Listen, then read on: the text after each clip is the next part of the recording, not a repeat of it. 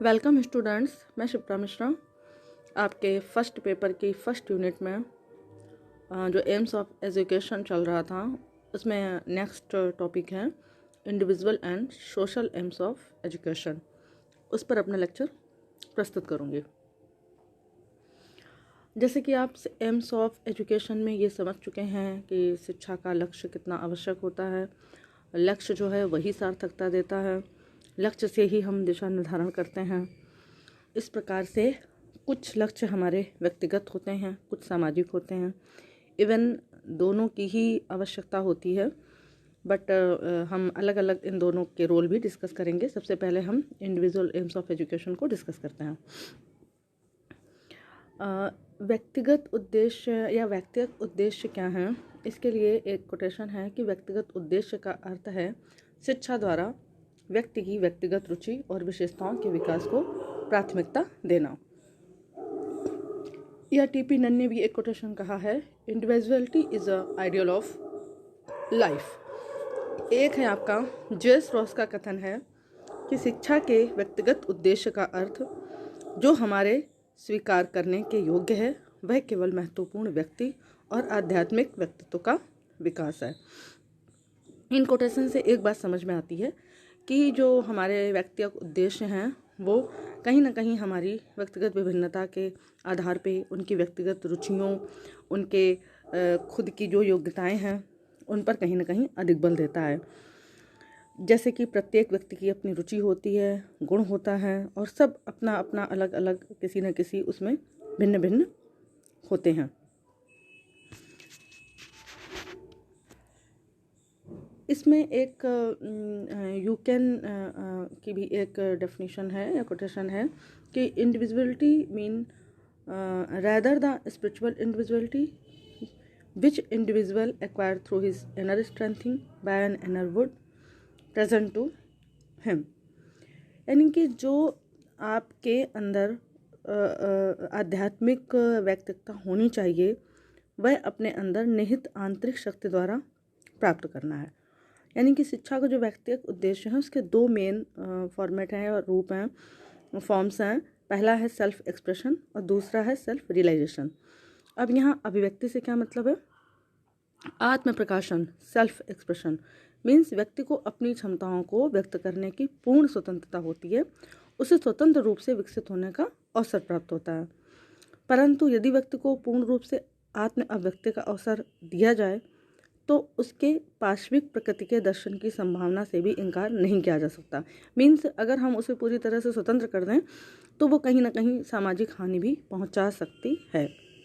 Next है आपका आत्म अभिव्यक्ति, self realisation.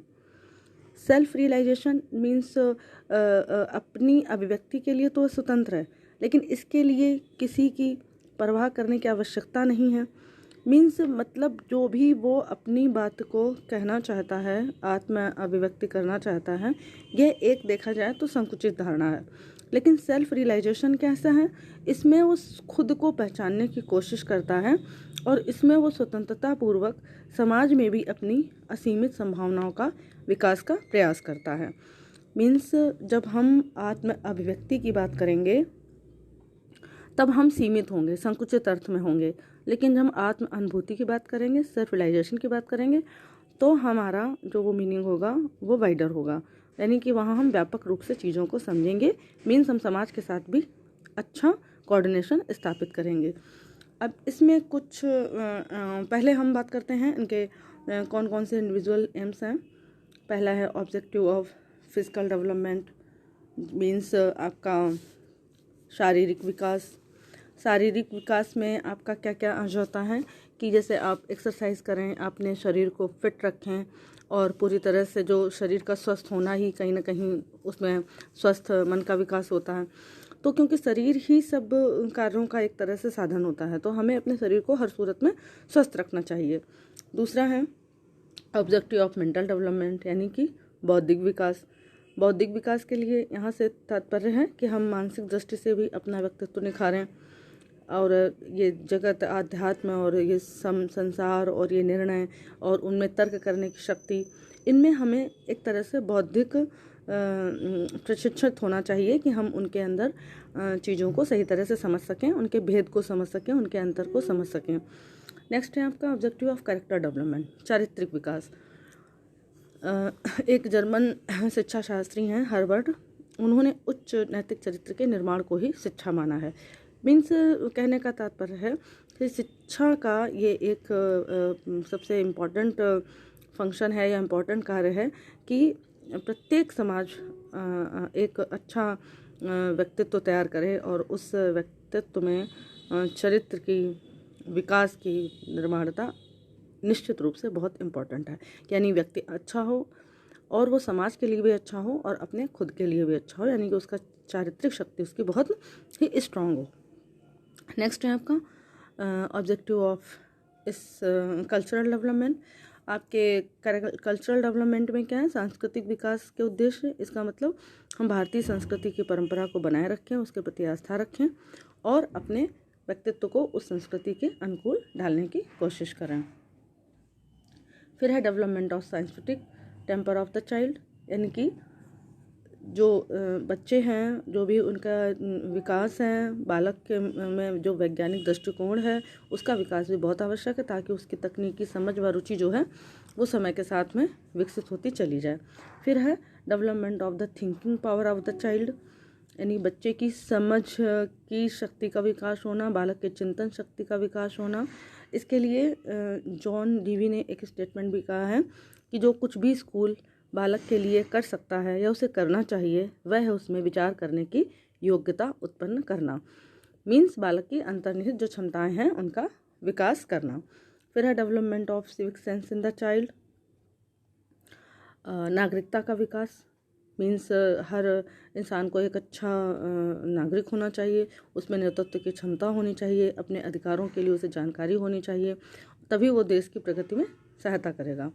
Objective of adjusting with environment, यानी कि जो आपका एनवायरनमेंट है, वातावरण है, उसके साथ तो कोऑर्डिनेशन होना बहुत ही आवश्यक है, यानी कि पर्यावरण के साथ उसका अच्छा सामंजस्य होना चाहिए। इस तरह से आपने ये तो एम्स देखे इसके। अब हम बात करेंगे कि व्यक्तिगत उद्देश्य के पक्ष में तर्क, arguments in favour of the individual objective.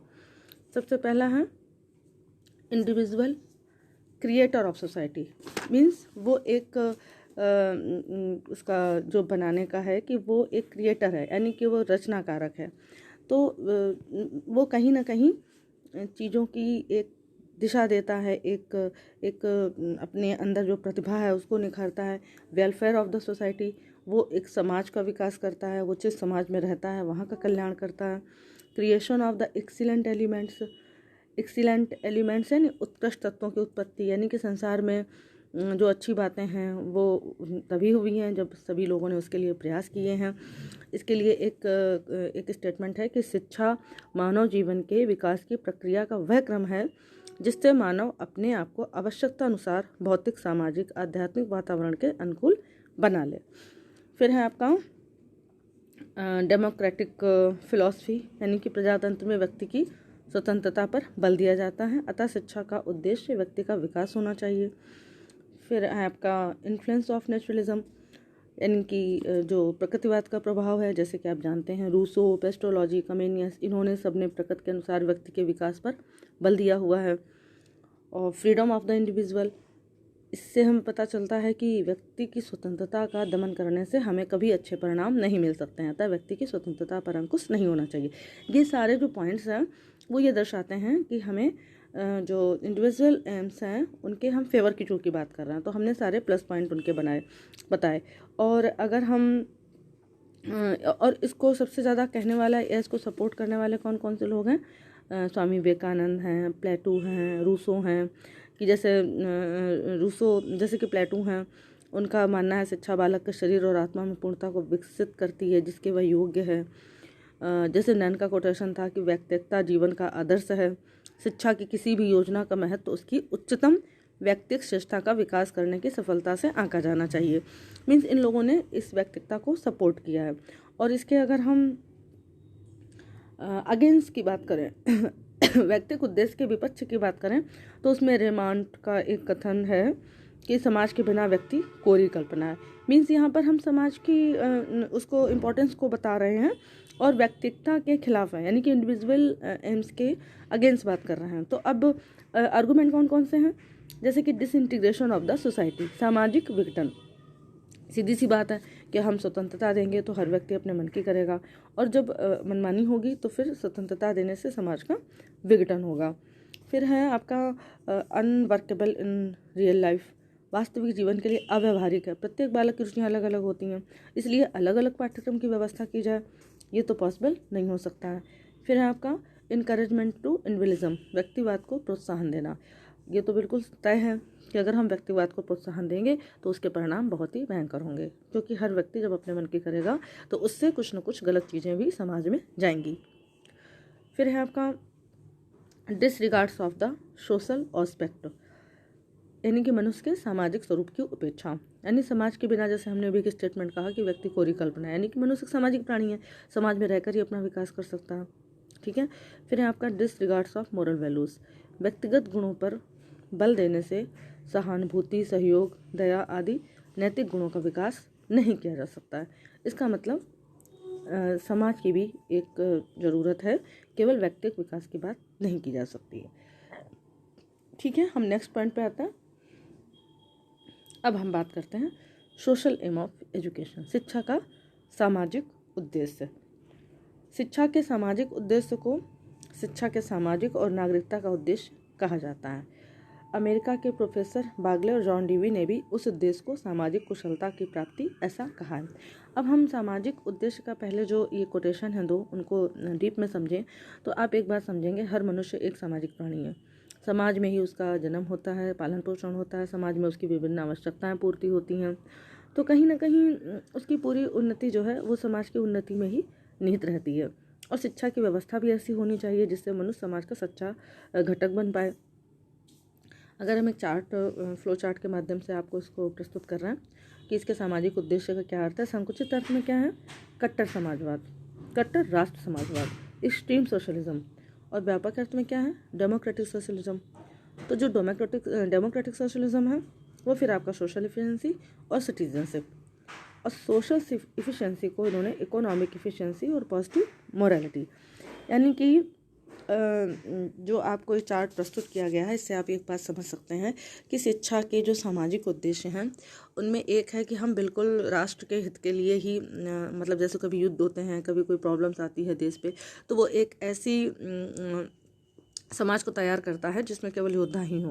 Means व्यापक रूप से राष्ट्र समाजवाद की बात दिखाई पड़ती है संकुचित अर्थ में देखें। अगर व्यापक अर्थ में देखें तो डेमोक्रेटिक मतलब प्रजातंत्रात्मक, जहाँ पर थोड़ा बहुत उसकी व्यक्तिगत बातों को भी ध्यान रखा जाएगा और समाज के हित की बात भी करी जाएगी, जिसमें से नागरिकता का विकास हो, सामाजिक कुशलता का विकास हो, यानी कि वो आर्थिक रूप से भी बहुत अच्छी तरह कुशल हो सकें, सकारात्मक नैतिकता। यहाँ पे जो दो चार ये वर्ड्स हैं इनका मतलब ये है कि हम अपने पर्सनल हितों के लिए, अपने उसके लिए ऐसा ना करें कि हम किसी का अपना मतलब अपनी खुशी, समाज की खुशी के लिए हम अपने हितों का त्याग ही ना कर सकें, है ना। हम उनकी उपेक्षा नहीं कर सकते हैं। हमें इस तरह का होना चाहिए कि हमें समाज की खुशी के लिए या ऐसे कुछ चीज़ें जो समाज के लिए उपयोगी नहीं हैं तो हम उनके लिए कुछ त्याग करने की भी कहीं ना कहीं कोई गुंजाइश रखें। आपका अब हम नेक्स्ट इस पे शिक्षा के सामाजिक उद्देश्य कौन कौन से हैं, जिसमें है सामाजिक उत्तरदायित्व की भावना का विकास। सामाजिक उत्तरदायित्व की भावना का विकास का मतलब है कि बालक समाज का एक अभिन्न अंग है। वह अपनी छोटी से लेकर बड़ी आवश्यकताओं के लिए समाज पर निर्भर करता है और प्रत्येक व्यक्ति का उत्तरदायित्व है कि वह समाज में संपन्नता लाने का प्रयास करे और सामाजिक दायित्वों की स्वेच्छा के साथ निर्वहन करे। फिर है समाजवादी समाज की स्थापना। इसमें क्या क्या चीज़ें आएंगी, सामाजिक, पहले तो है सामाजिक बुराइयों का अंत करना, सामाजिक उद्देश्यों को व्यापक रूप में स्वीकारना, जन शिक्षा का प्रसार करना। सामाजिक बुराइयों का अंत, यहाँ पे जो शिक्षा के सामाजिक उद्देश्य हैं वहाँ पर हम कोशिश करते हैं कि हम सभी समाज में जितनी भी कुरीतियाँ हैं उनका अंत कर सकें। व्यापक रूप में स्वीकारना मतलब हमारे अपने हित के लिए प्लस समाज के उद्देश्य के लिए उन चीज़ों को स्वीकार करना। जन शिक्षा का प्रसार करना, मतलब आप समाज में रह करके समाज के कल्याण के लिए अपना एक ऐसा स्तर बनाएं जिसमें आप समाज को भी अपने साथ जोड़ सकें और उनका हित कर सकें। अब इसमें भी हम बात करते हैं आर्गूमेंट्स की। आर्गूमेंट्स में क्या है कि फेवर में बात करें तो मानव का मानव प्रवृत्तियाँ अपनाना, समाज सेवा मुक्ति का साधन, समाज के बिना व्यक्तित्व का अस्तित्व कोरी कल्पना, सभ्यता तथा संस्कृति का समाज जन्मदाता। अगर हम इन सारे पॉइंट्स को एक एक करके देखें तो एक बात समझ में आती है कि जब हम केवल समाज के लिए जिएंगे तो हम कहीं ना कहीं अपने होने की, अपनी खुद की प्रवृत्तियों को कहीं ना कहीं हमें देखना पड़ेगा, उन्हें भी जोड़ना पड़ेगा। और ये जो समाज है, एक तरह से हम अगर उसके समाज की सेवा करते हैं तो ये हमें कहीं ना कहीं सेटिस्फेक्शन देता है, कहीं मुक्ति का साधन देता है।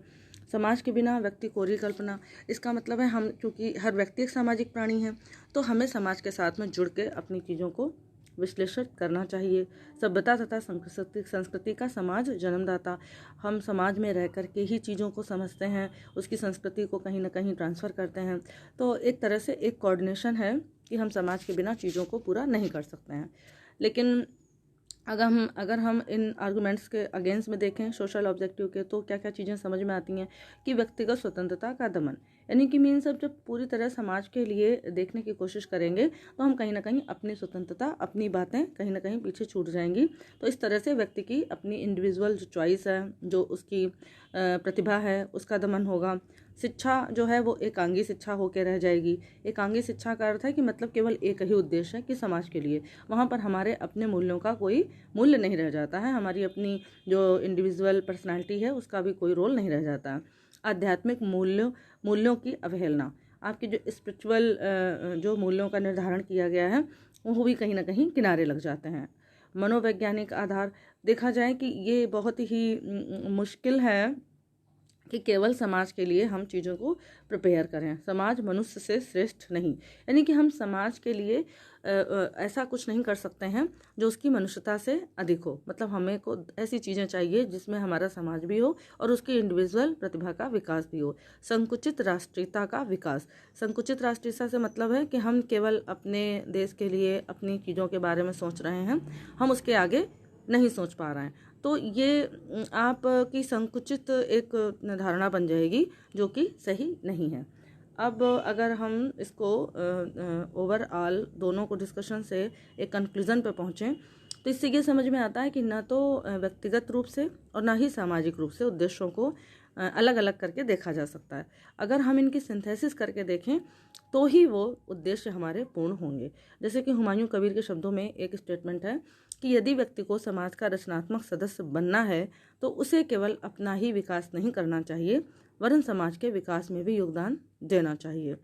ऐसे ही एक नन का भी स्टेटमेंट है कि व्यक्तित्व का विकास केवल सामाजिक वातावरण में होता है जहां उसे साझी रुचियां तथा क्रियाएं प्राप्त होती हैं।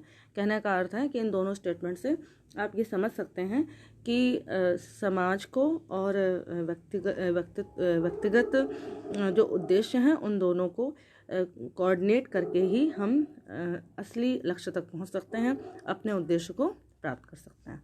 Thank you.